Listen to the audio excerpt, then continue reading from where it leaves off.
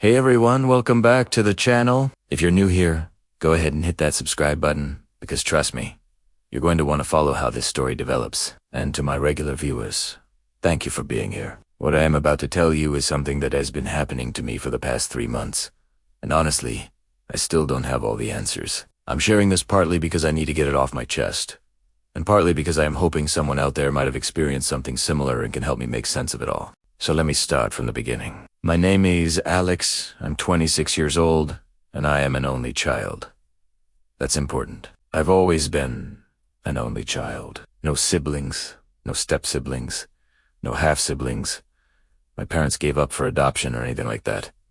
It's always just been me, my mom, and my dad. We're a small family, and that's completely fine. I never felt like I was missing out on anything. I had friends, I had cousins I was close to.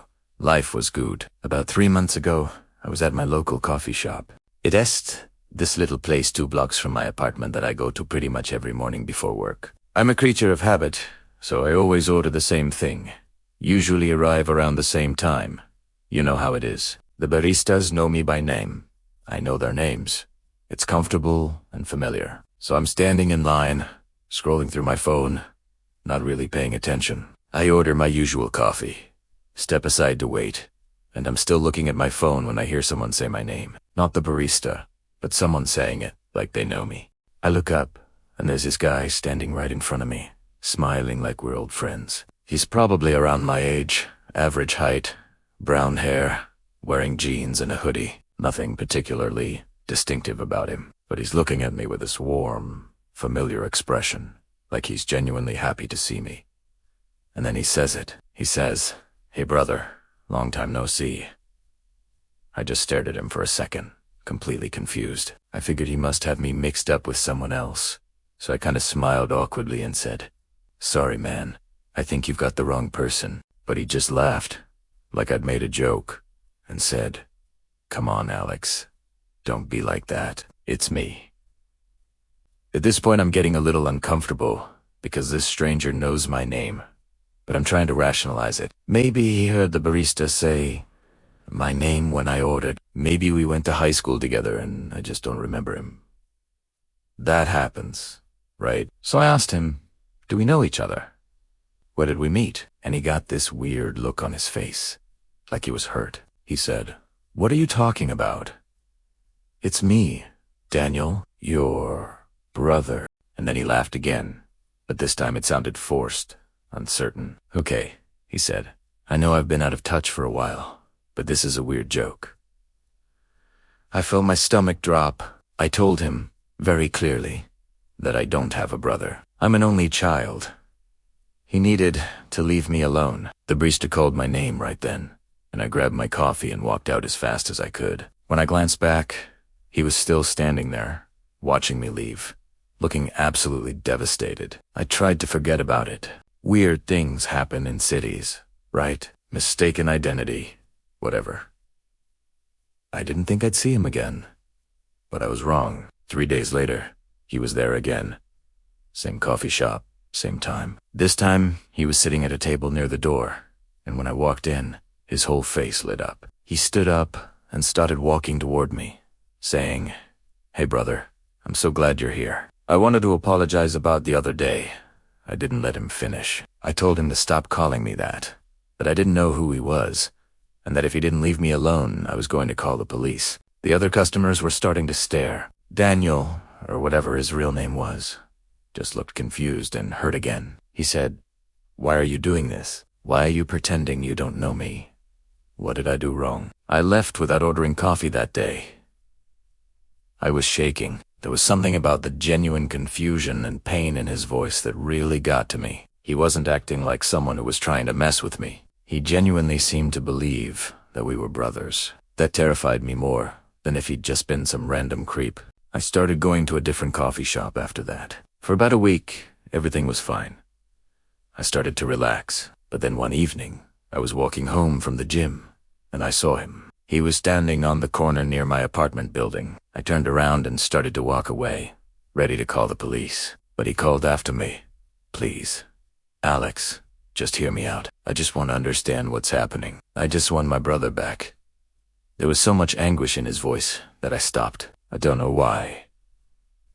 I told him he had 2 minutes. He took a deep breath and started talking. He said we were brothers, that we'd grown up together in a house on Maple Street, that our parents were named Sarah and Michael. He talked about specific memories, like the time we supposedly broke Mom's favorite vase playing baseball in the house, or the summer we built a tree. The thing is, none of it was true. My parents are Linda and Robert. I never lived on Maple Street. I never had a brother, but the way he was talking, the details, the emotion, it was all so real to him. I asked him if he had any proof, any pictures. He got excited and pulled out his phone, saying, "Of course, I have tons of pictures." He started scrolling, and then his face fell. He kept scrolling, faster and faster, looking panicked. "They were here," he said. "I swear, they were all here. All our photos together, from when we were kids. They're gone. Where did they go?" He looked up at me with these wide, frightened eyes and said, "Did you delete them? How did you delete them from my phone?" I backed away from him. I told him I'd never touched his phone, that he needed professional help. He started following me, not aggressively, but desperately, saying something was wrong, that he knew we were brothers and couldn't understand why I didn't remember. I practically ran into my building and locked the door behind me. That night, I couldn't sleep. The next morning, I called my mom and asked her, buried directly, if I had ever had a sibling. She was quiet for a long moment, and then she said no, very firmly. She said I was their only child. But there was something in her voice, like she was trying to convince herself as much as me. When I pressed her, she got defensive and told me to report the stranger to the police. I did file a police report. For about 2 weeks, I didn't see him. I started to feel safe again. Then I got a Facebook message from Daniel. I don't know how he found me. The message was long, and it made my blood run cold. He said he'd been doing research. He'd seen a therapist who suggested he might be experiencing a delusion. But here's where it got weird. The therapist asked him for proof of my existence, and he couldn't find any. He went to what he believed was our childhood home, and different people lived there. He tried to find school records, but there was no record of us attending the same schools. Nothing. The message went on. He said he was starting to think he was losing his mind. But then, he said he'd found something. A box in the back of his closet he didn't remember putting there. Inside were old Polaroids and printed pictures, and in every single one, there were 2 boys. 2 boys who looked similar enough to be brothers. One of them was definitely him, younger, and the other one, he said, was definitely me. He attached 3 photos to the message. I clicked on them with shaking hands. The first one showed 2 kids, maybe 7 or 8, in front of a Christmas tree. One looked like Daniel. The other looked like me, exactly like me from my own childhood photos. The second photo showed the same 2 kids, a little older, on a porch. The third was a family photo, 2 adults and the 2 children. One of those children looked exactly like me. But here's the thing. I have never seen these photos before in my life. Those are not my memories. That is not my family. The adults are not my parents. I went to my parents' house that weekend. I told them I needed to go through old family photos. My mom seemed hesitant but got out the boxers. I spent hours going through every single one, looking for any sign that Daniel's memories might be real. There was nothing. My childhood was documented extensively, and in every single photo, I was alone, the only child.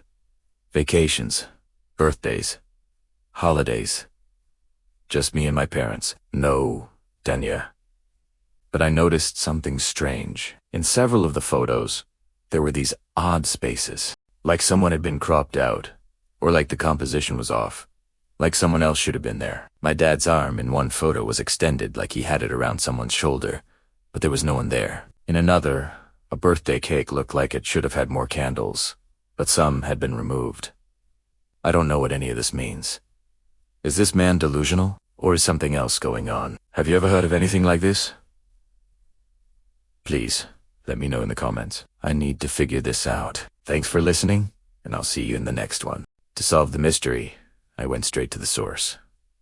My mom. I showed her one of the photos, the one where my dad's arm was in that strange position. I asked her, "Who was Dad putting his arm around here?" She stared at the photo for what felt like forever.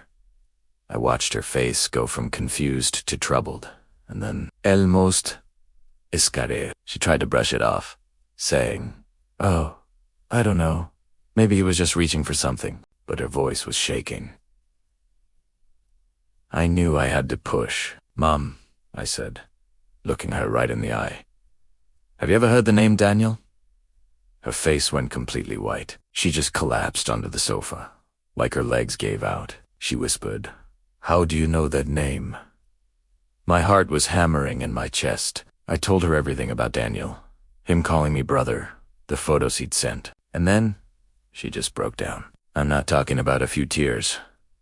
These were deep, painful sobs. My dad came running in, and when my mom choked out the name Daniel, he froze too. They just looked at each other, having one of those silent conversations that only long-married couples can. Finally, my dad sat down and told me something that completely shattered my reality. When my mom was pregnant with me, they were told they were having twins, 2 boys. They'd already picked out names, Alex and Daniel. They had prepared for 2 babies, bought 2 of everything, set up a nursery with 2 cribs. But when the day came, there was only me. Just one perfectly healthy baby boy. The doctors couldn't explain it. They called it vanishing twin syndrome. One of the twins had simply vanished during the pregnancy, absorbed back into the body. My parents were devastated. They mourned the son they never got to meet, the brother I never got to have. Eventually, they packed away all the extra baby stuff, took down the 2nd crib, and tried to move on. They never talked about it. They certainly never planned to tell me. They were afraid I'd grow up with survivor's guilt, feeling like I was only half of who I was supposed to be. So they buried the secret. I just sat there, trying to wrap my head around it. I had a twin, a brother named Daniel, the same name as the stranger who had been messaging me for 3 months. This couldn't be a coincidence. But how could it be real? How could Daniel exist? How could he have memories and photos of us growing up together? My mom asked to see the pictures Daniel sent. I handed her my phone. She swiped to the first one, the Christmas photo, and gasped. Her hands were shaking as she zoomed in. She started crying again. "This Christmas tree," she said. "This living room. This is my parents' house." "Your grandparents' house?" She recognized the wallpaper, the furniture, everything. The photo was taken in a real place from our family's past, but she swore she'd never seen that picture before, and had no memory of 2 boys standing in front of that tree. We went through the other photos. The porch was from the house we lived in until I was 3. The family photo showed my parents, younger, but definitely them, holding 2 little boys who looked like they could both be their sons. My mom just kept repeating, "It's not possible." My dad suggested they were photoshopped, but they looked so authentic. The aging, the shadows, the grain. If they were fakes, they were the best fakes I'd ever seen. Over the next few days, I became obsessed. I researched vanishing twin syndrome and found out it's surprisingly common. I learned about phantom twin feelings, where the surviving twin senses a missing presence their whole life, but nothing explained a separate, living person. I knew I had to see him again. I messaged Daniel and we agreed to meet at a public park. When I got there, he was already waiting on a bench, looking exhausted. I sat down and told him everything my parents had said. Tears filled his eyes. He said he'd been having dreams about being in a dark, warm place with someone else, and then feeling an overwhelming sense of loss when that presence disappeared. He'd been researching too and had started to wonder the same thing. Was he the twin that vanished? We talked for hours. He told me about his life, his parents Sarah and Michael, people I'd never heard of. He described his memories of us being brothers, how vivid and real they felt. But whenever he tried to find proof, it was like it never existed. He'd seen therapists, thinking he was having a breakdown, but every test came back normal. He wasn't delusional. He was just a guy with a whole lifetime of memories that reality didn't support. We started brainstorming wild theories. Alternate dimensions, a glitch in the matrix, time travel. It all sounded like a bad sci-fi movie. But what was the alternative? That this was all just one massive, impossible coincidence. Now, Daniel and I meet up regularly. We're in this together. And we've noticed strange things. We have the same mannerisms, the same weird habits. We both hate cilantro. We both crack our knuckles the same way. The kind of similarities you'd expect from twins. When we're together, my parents get visibly uncomfortable. My mom can barely look at us at the same time. Daniel's parents insist he was an only child and are just confused by it all. Last week, we found something new. At the bottom of Daniel's box of photos was an old ultrasound, dated 27 years ago. Written in faded ink at the bottom were the words twins and two names, Alex and Daniel. The clinic name on the photo was the same hospital where I was born. Daniel has no idea how he got it. I showed it to my mom. She said it looked just like the ultrasounds she'd thrown away years ago because they were too painful to keep, but she never took a picture of them. So how did this end up with Daniel? We're running out of rational explanations. I've always been a skeptic, but I can't explain this Daniel Israel. He has photos my family recognizes. He has an ultrasound from my mother's pregnancy. Yet, according to everyone and everything, we're not related. I've started having dreams now. 2 dreams where I'm not alone. I wake up feeling like a part of me is missing. Daniel says he has the same dreams, but he feels like he's the one who's missing, like he's not supposed to be here. We've talked about getting a DNA test. I'm terrified of the results. What if we are twins, and reality somehow rewrote itself? What if we're not related at all? I don't know which is worse. For now, he's a part of my life. My friends think I'm crazy. His friends think he's unstable.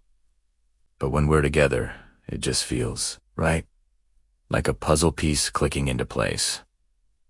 This story isn't over. I don't have the answers yet, but something is happening, and I have a feeling it's only going to get stranger. If you've ever experienced anything like this, please leave a comment. I need to know we're not alone. Hit that like button if this gave you chills, and subscribe for updates on this journey. Thanks for watching, and remember, sometimes the people who feel most familiar are the ones you were never supposed to meet.